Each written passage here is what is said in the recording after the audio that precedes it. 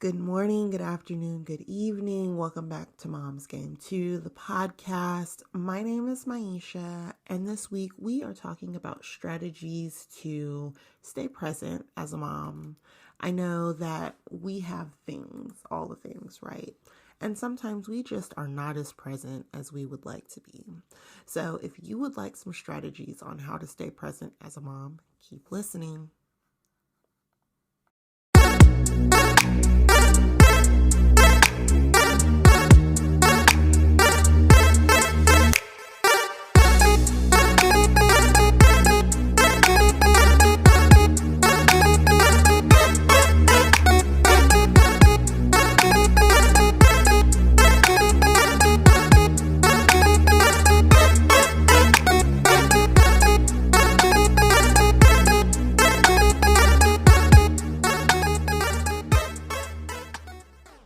All right, you guys, it is time for the weekly catch up.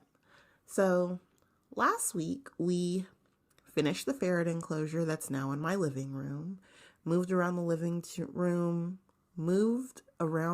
room to compensate for said ferret enclosure. I will post a picture of the ferret enclosure on Facebook so that you guys can see my cute little carpet sharks and their little kingdom. I love them so much. We finally hooked back up the TV.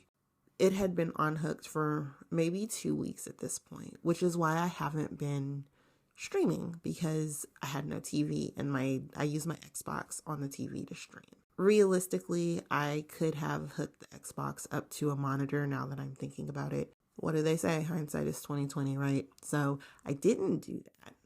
I just worked on getting our living room back in order.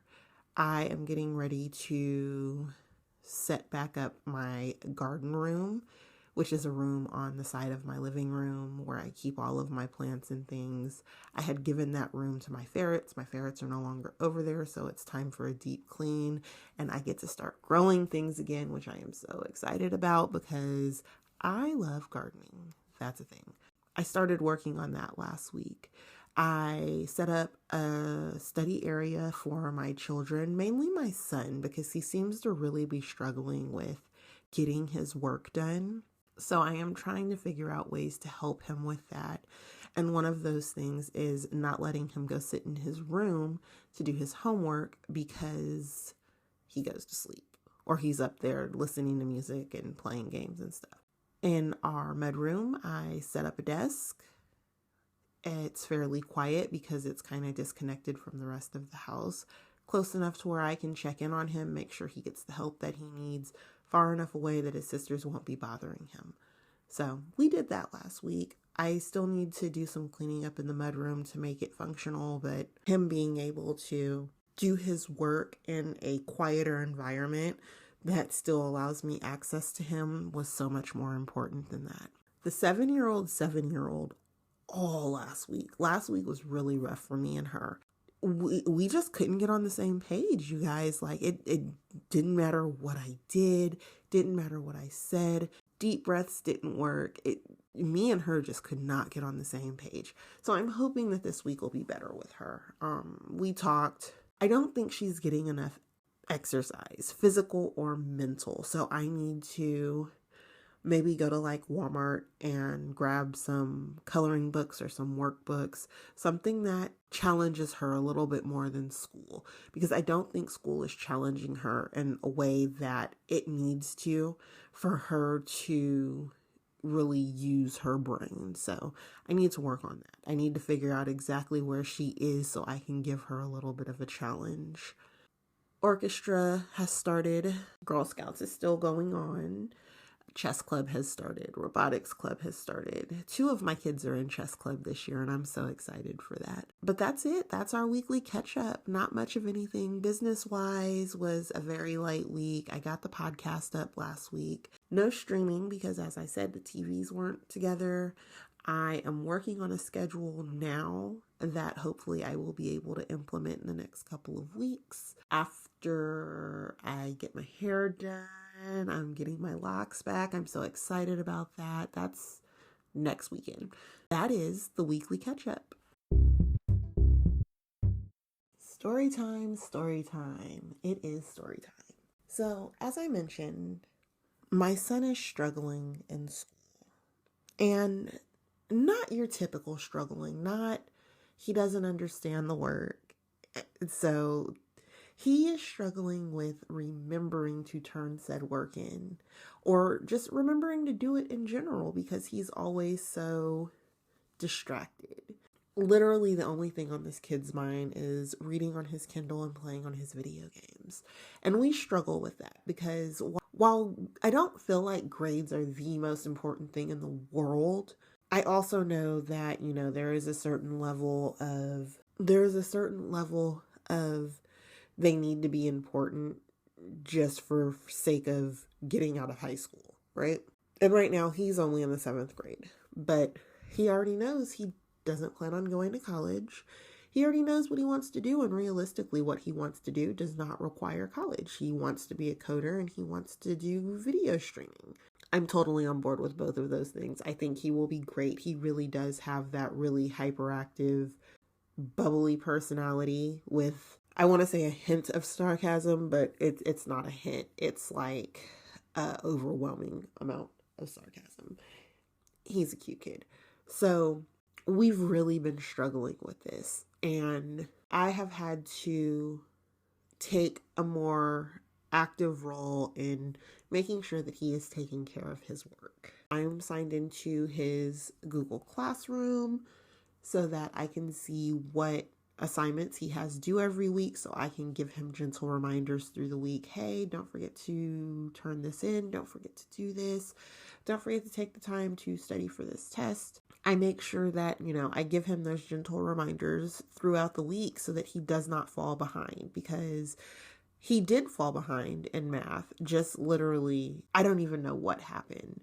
He just skipped a whole unit and then took the unit test. He didn't fail the unit test. He just didn't do the work. He got a 75, which if you don't do the work, that's fantastic, right? But bruh. I had him go back, finish up all the work so he could retake the test, because his teacher is on board with him retaking the test once he gets all of his work done to ensure that he gets a better grade. His math teacher seems to really connect and understand with my son and his way of thinking. So I'm so grateful for that. So last week, when I found out that my son was not turning in his work, we had to have a whole conversation about grades and turning in work and being responsible. And he was not thrilled in any way, shape, or form, because his thought process, which I agree with 100% for him, is grades are just numbers. I don't plan on going to college, and I would really like to do what I can to graduate early. So why do I need to really focus on doing these things? So we talked about, graduating early and what that actually entails, meaning you have to do your work and you have to put your best foot forward so that they can see you understand the work that they are giving you, so that you can ask to move up in grades, so that you can talk to your teachers about setting up your classes so that you get the most out of them, so that you can get out of high school early. I'm willing to help him do it. If that's what you want to do, you already know the path that you want to be on in life. I'm all for it, right? And I'll do anything I can to help you. This week has been a rearranging of sorts for me and him, and getting to a place where he can achieve his goals. I had to take a step back from, the norm of thinking. You go to school, you do your schoolwork, you do what's asked of you, blah, blah, blah, blah, blah. Because that is not what works for him. Having to cater my way of thinking to how he thinks, so that I could explain to him why things need to be done in the way they need to be done, in hopes that he will see and understand that and adjust what he's doing. And that on top of me giving the consistent reminders that ag him to the earth's end every time we talk about things that I notice he hasn't turned in. It's a whole issue. He hates it. But I'm hoping This is the hope. This is the hope for this story time.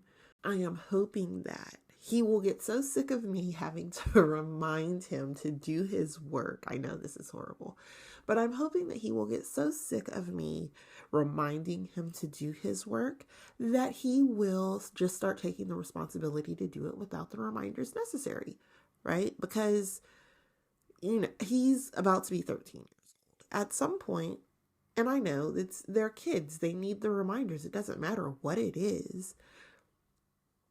I'm trying to get out of the mindset that was drilled into me as a kid, which we all know. I hope you know your homework as well as you know them songs. I hope you putting in the time in your work like you putting in the time in that video game. Like, I'm trying to pull myself out of that mindset because I would rather play my video games than do anything that's a responsibility. And I understand that he would like to do the same. So encouraging him to find the balance, as I've had to find the balance, has been rough. But I think we're on the right road. So that is this week's story time about how me and my son are working on getting on the same page so that he can get his schoolwork on track and I can stress less about him maybe not being on the path that I think he should be on, because what I want doesn't really matter. Let's be real. Whatever goals I have for my kids, those are my goals. Those aren't necessarily their goals. So just because I want those things doesn't mean that those are the things that are going to be happening. And I have to remember that so that I'm not punishing them or lashing out, so to speak, when they are not doing the things that I feel they should be doing. Because just because I think they should be doing it doesn't mean that that's really what they're supposed to be doing. And that is my takeaway from dealing with what me and my son are currently dealing with. So hopefully you guys got something from that. And it helps you, because having to reframe your way of thinking is hard. But it helped me. So hopefully it helps you too.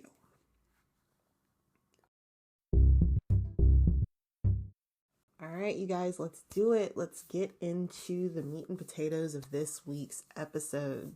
Staying present as a mom when you're busy.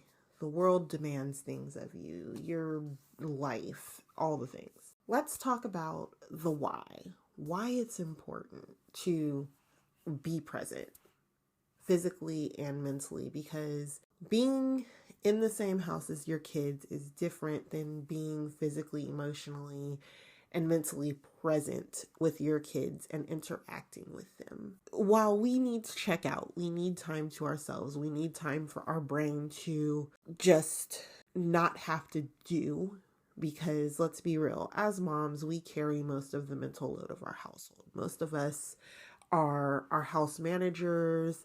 We do most of the things for the kids. We do the things for the husbands. We do the things for ourselves. If we have pets, we do the things for the pets, the grocery shopping, meal planning. Most households, the majority of those things fall on mom, right? After you do all of the things every day, you just want to check out. But that's not always plausible, because you still have to be physically, emotionally, and mentally present with your kids, so that they understand that you're there. They are able to build those bonds with you. They are able to make memories with you. Those are the main reasons why being present really does matter. Sometimes it's hard, but it really does matter. When we're talking about being present, the biggest thing that I do to make sure that I am able to be present for my children,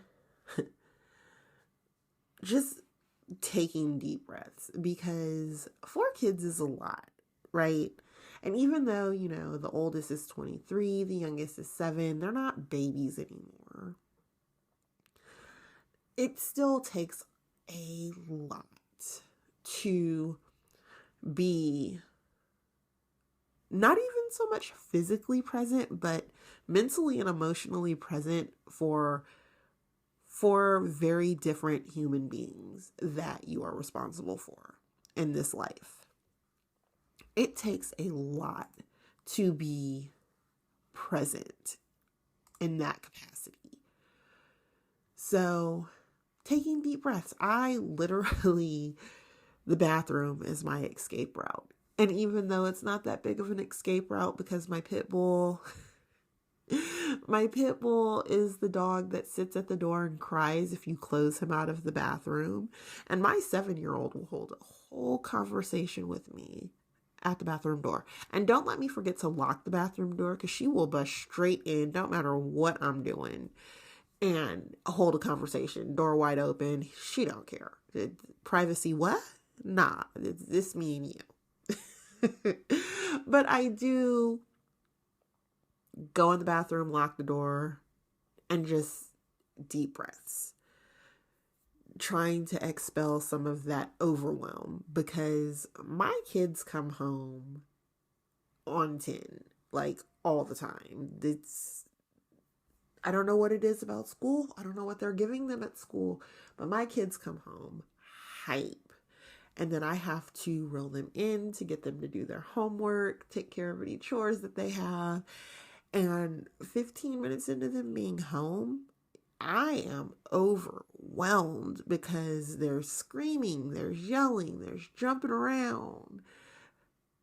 It's already getting cold in New York, so they don't really want to be outside like that.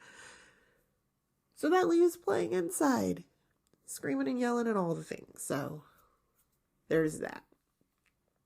So I just little moments in the bathroom, take deep breaths, take the dogs outside to go to the bathroom, and allow myself to just be present outside without all the extra. Take the dogs for a walk and just, walk it out. All of those things help me to be able to stay with my children and actually be there without my headphones in, because that is my favorite way to check out when I have stuff going on, is throw in my headphones, turn on some music or a podcast, and just do that instead. So there's that, right? But learning how to take a minute to take yourself out of the overwhelm so you can handle the overwhelm has been one of the best things that I have learned to do. And sometimes it's literally just me telling my kids, okay, you guys, I need 10 minutes. I'm going to go to my room. I'm going to close the door. Don't come knock on my door. Don't come ask me for anything. I'll be back in 10 minutes, because my kids are old enough for me to do that. I know that's not possible for all moms. Sometimes you might just have to sit on the floor with your kid, give them something to do for a few minutes, and just close your eyes and pretend you're elsewhere. I understand that, when you have younger kids, it's not always possible. I get it. I totally get it. Another thing that I do is set boundaries. This is by far the hardest thing for me with the people in my household. That is why I cannot get on a good schedule with my podcast and with my streaming, and setting boundaries with my family and telling them, okay, between this time and this time, I'm not doing anything for anybody. I'm not doing anything for the household. I'm not doing anything for the dogs, the kids, the nothing. I need to focus on my business. I need to focus on what it is I'm supposed to be doing for me. Setting boundaries has definitely been the hardest thing in my life. And as my kids get older and they gain independence and they don't want to be home so much, I'm finding it harder and harder to set those boundaries, because anytime that they are home and they are in my presence, I want to be with them. So I put off streaming in order to play around with my kids or watch movies with my kids or teach them to cook or whatever it is we're doing. I put off the things that I should be doing for me in order to spend time with them. And then when they're not home, I'm taking care of household things And so the things that I want to do for me just kind of gets put on the back burner. And I need to stop doing that. That is one of the things that I am trying to get back in check. I need to remember that having boundaries is okay. Telling them I'm doing something for me right now is okay. All of those things are okay. The more that you are able to set boundaries with the people in your life and tell them, hey, I understand you need me for this, but between this time and this time is my time. And then we can come back to whatever it is you need at the end of this time. Being able to set and stick to those boundaries gives you so much more freedom to be able to be more present, because you're taking care of the things you need to take care of in the time that you're allowing yourself. And then you're just going to go and do the things that your kids want you to do or your spouse wants you to do or whatever needs to be done. But if you're like me and you lack the ability to set those boundaries, you always feel like you're running in circles with your head chopped off. So this is something that I have been working really hard on this year, to set those boundaries. And in the beginning of the year, I did really good, and now there's nothing. And I'm working on setting those boundaries again. But like I said, when my kids are home, I want to spend that time with them. Even when I'm overwhelmed, even when they're aggy, even when, I'm struggling with being in the same room with them sometimes because the yelling and screaming and jumping, I still want to be there. I don't want to be at my office. I don't want to be in another room. I want to be with my kids. But if I don't set the boundaries to get done the things that I want to get done, then my self-care falls off. And as I mentioned in last week's episode, this podcast is part of my self-care because you guys are my friends. Told you that, right? Don't have any IRL friends. You guys are my friends. So making sure that you put those boundaries in place, set yourself up a schedule and stick to it. The time that you have for work, the time that you have for household things, the time that you have for yourself, and then the time that you have for your children and your spouse. And stick to it, because you will see that your kids see, okay, mom's sticking to this, so we need to go do something else, because I know she's just going to tell me to go do something else. It gets easier, and I know it gets easier. Summertime was really rough for me for this, and that's when my boundaries just melted into a puddle of nothing. But I'm going to try to do better for Christmas break this year and summer break next year. And hopefully I can set these boundaries and stick to them so that going forward, I don't have these issues. I know at first it sounds like you're setting boundaries to not be present, but you're setting boundaries so that you can decrease your mental load. And then when you are spending time with your family, it's their time. You're not trying to spend time with your kids while simultaneously cleaning up and cooking, posting to your business account, working on business things on your phone. You are just strictly spending time with your family. Thinking about your boundaries like that instead of, spending more time away from your family. Think of it as decreasing your mental load and compartmentalizing so that when you do spend time with your family, it is just family time. I struggle with that one. Number 3, and this is a big one for me because I love my devices and so do my kids, but getting rid of devices for a specific amount of time during the day where you guys are playing board games or you're just talking or you're baking together or cooking together or you're outside doing things brings a level of closeness, and the memories that you make are so much more vivid when they are not overshadowed by the TV or the video game or the Kindle or the cell phone or the tablet. When you remove those devices and just spend time, the memories that you make are. I'm not going to say they're better, because some of our best memories have been made playing Mario Kart and Mario Party. But at the same time, making memories without electronics definitely has a place and should have a big place. So I feel like that is, with everything being digital in today's world, I feel like it's really hard to take a step back and say, okay, let's put away all of the electronics, including the TV, and go find something to do. We went to a pumpkin patch, had a blast.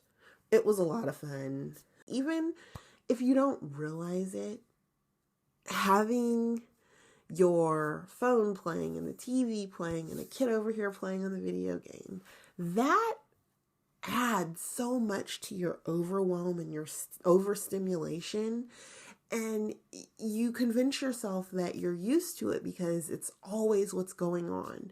But then when that noise is gone, when you quiet all of that extra light and noise, you realize that maybe you're not as used to it as you think. And, that overwhelm that you're consistently feeling, maybe the devices are contributing to it. So getting rid of the devices, spending time with just you, without your devices, you and the kids, you and the family, top tier. You will love it. I promise you, you will love it. Number 4. And we've talked about this one already. It's kind of the same as setting boundaries. Making sure you take care of yourself. Making sure that you set time aside for your self-care. Whether that's gym, reading, just taking a nap. Like we talked about self-care last week, so I don't need to go very, very deep into that. I know you guys already know that taking care of yourself is monumentally important to being able to take care of other people. You cannot take care of other people if you are not taking care of yourself. I know you know this already. It is one of the biggest things that I drill in across all platforms. Take care of yourself so you can take care of others. It just is what it is, okay? All I'm going to say about that, because you guys already know how I feel about self-care. It is a necessity. Part of that self-care, reaching out for help when you need it. Delegating when you can. My husband does not know it yet, but next year we will be hiring a maid to come in once a month and deep clean our house. Because I don't like doing it. The kids don't like doing it. And making sure that the house gets deep cleaned once a month will take so much off of my plate and so much stress and overwhelm off of me, because right now it just falls on me and it's a big house. So I don't want to. End of the day, I just don't want to. I want to delegate that. When we go back to restructure our finances again, because we do that every year, one of the things that we will be doing, we will be going back to HelloFresh. We will be going back to a subscription meal plan, because I'm tired of meal prep. I am tired of meal planning. I'm tired. So that is part of my self-care. Delegating tasks that I don't want to do anymore. And I don't want to do it. So delegating those tasks, top tier. Definitely a necessity. Number 5. Number 5, embracing your imperfections. And this is hard for me, because imperfection in my eyes means I'm failing. I struggle with that parallel so much. And I know a lot of other moms do as well. Everything needs to be perfect. Everything doesn't need to be perfect. It just needs to be done. And in some cases, doesn't even need to be done. That's a thing too. So it's okay. It's okay if the things don't get done. It's okay if they don't get completed. You have 3 loads of laundry to wash, dry, and put away, but you only got 2 done. You got 2 done. You've got a sink full of dishes, but the dishwasher is already running. Dishwasher's already running. You didn't get around to vacuuming today. You can vacuum tomorrow. Things don't have to be perfect. They don't have to be perfect. Nothing's perfect. I don't care what anybody says. Nothing in this world is perfect. Embrace just getting things done to the best of your ability that day, and whatever that means for your life that day. Because I know it's important to us, but at the end of the day, the things that we hold the most important are really drops in the barrel. Having a clean house is important. Don't get me wrong. Having a clean house is very important. It's a health thing. It's once things start piling up, overwhelm sets in. I'm not saying that making sure your house is clean is not important. What I'm saying is it doesn't have to be spotless. It's okay for your house to be lived in and not Instagram ready. I hate the aesthetic of Instagram and Pinterest ready houses. It sets up a very unrealistic standard. And I want to be able to live in my house. I want my kids to feel comfortable living in their house. So just be okay with things not being perfect. Be okay with not living in an Instagram ready house. It's not necessary. It is not necessary. So embrace it. Okay? And last but not least, having a schedule and creating rituals, right? And, some people don't like the word ritual, so we're also going to call this having a schedule because they do go hand in hand. If you guys read a story every night, that is a routine, that is a schedule, that is a ritual. If you have a snack before bedtime every night with your kid, same thing. Having dinner at a certain time, same thing. Bathing at a certain time, certain days, whatever the case may be, same thing. As long as you are setting schedules and sticking to them, and it's the same thing with creating boundaries. These two things go hand in hand, literally. Setting up time frames to have certain things done allows you to, and not just you, your kids, allows predictability. They know what's coming. You know what's coming. You know what needs to be done, when it needs to be done, and it helps you relieve some of the I don't know what I'm supposed to be doing stress. So just remember that it is important to have some sort of structure, some sort of schedule. I do my best to make sure that we stick to not a complete and total schedule, but there are certain things that we need to get done by certain times on certain days so that our life runs smoothly. Does it always work out that way? Absolutely not. Is it still important? Absolutely. Do I try my best to make sure we stick to it as close as possible? Bet your ass. So that is schedule, routine, rituals, whatever you want to call it, boundaries. Have them in place. Have them in place for you, for your family, for your spouse, for your animals. Have them in place. Household things, all the things. And then allow yourself to say, okay, I'm cleaning between this time and this time. Whatever doesn't get done within that time frame, tomorrow. That is so important. Don't take time away from your family to mop the floor. The floor will be there tomorrow. You didn't get it done in your allotted time frame? Tomorrow. I promise it's not going to kill you. It's not going to kill the floor.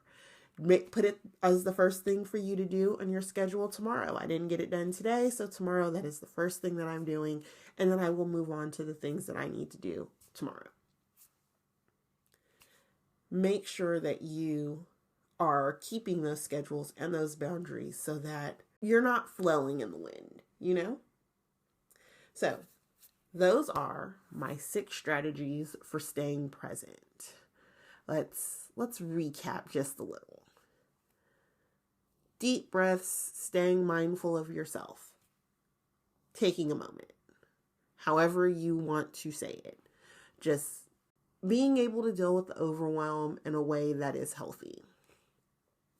Setting your boundaries. No, I'm not doing that right now.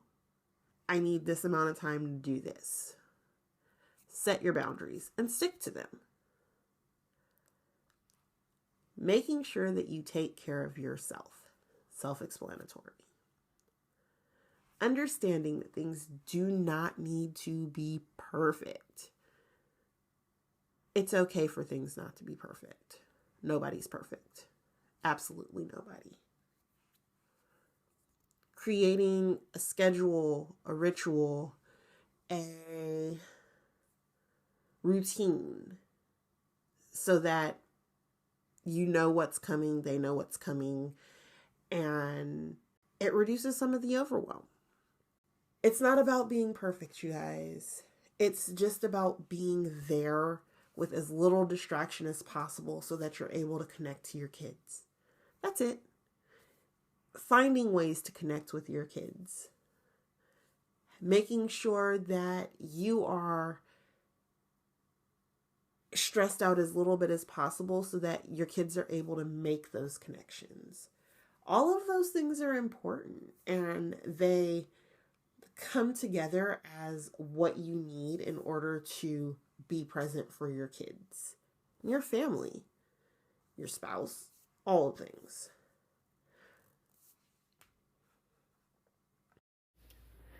And that is it, you guys. That is all I have for this episode.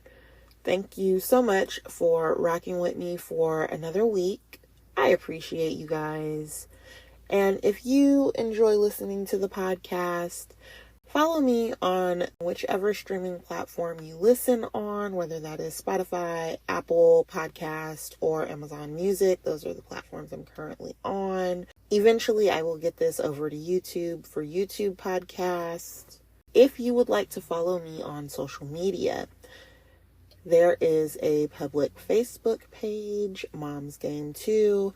There is a private Facebook group, Mom's Game 2 as well. Answer the questions or I won't let you in. I don't want no drama in there. Just the moms who want to play video games and make friends. That's it. No drama, you guys. Okay? There is an Instagram, Mom's Game 2. There is a TikTok, Mom's Game 2 as well. So follow us on the interwebs and the social media platforms. There is a website, Mom's Game 2 as well. There is an email list if you are interested in that. The website has some merch. Feel free to check that out, along with some blog posts.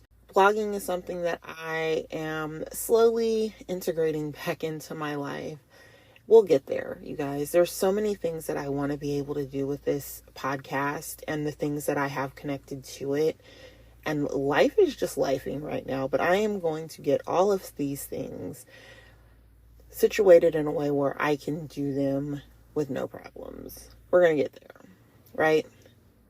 On a schedule with some boundaries in place. All right, you guys, that's it for this episode. I will talk to you next week. Bye.